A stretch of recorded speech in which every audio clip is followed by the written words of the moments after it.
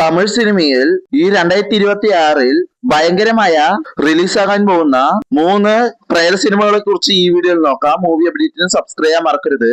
First ആയി demand colony 3.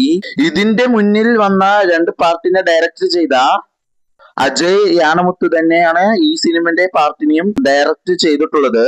അരുൾ നിധി, പ്രിയ ബോൺശങ്കർ ലീഡായി അഭിനയിച്ച് സാംസിയസ് മ്യൂസിക്കിൽ സിനിമനെ ഈ ഇയർ ജൂണിൽ റിലീസാക്കാൻ പ്ലാൻ ചെയ്തിട്ടുണ്ട്.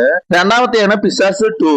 വിസ്കിൻ ഡയറക്ഷനിൽ ആൻഡ്രിയ ലീഡായി അഭിനയിച്ച് വിജയ് സേതുപതി കേമിയൊക്കെ അഭിനയിച്ച് ഈ സിനിമയുടെ ഷൂട്ടിംഗ് എപ്പോഴോ കഴിഞ്ഞു.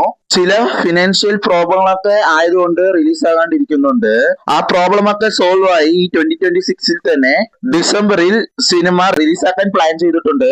മൂന്നാമത്തേതാണ് നമ്മളെല്ലാം വെയിറ്റ് ചെയ്യുന്ന കാഞ്ചന 4. ഇതാണ് മുനി സീരീസിൽ വരുന്ന 5ാമത്തെ പാർട്ടാണ്.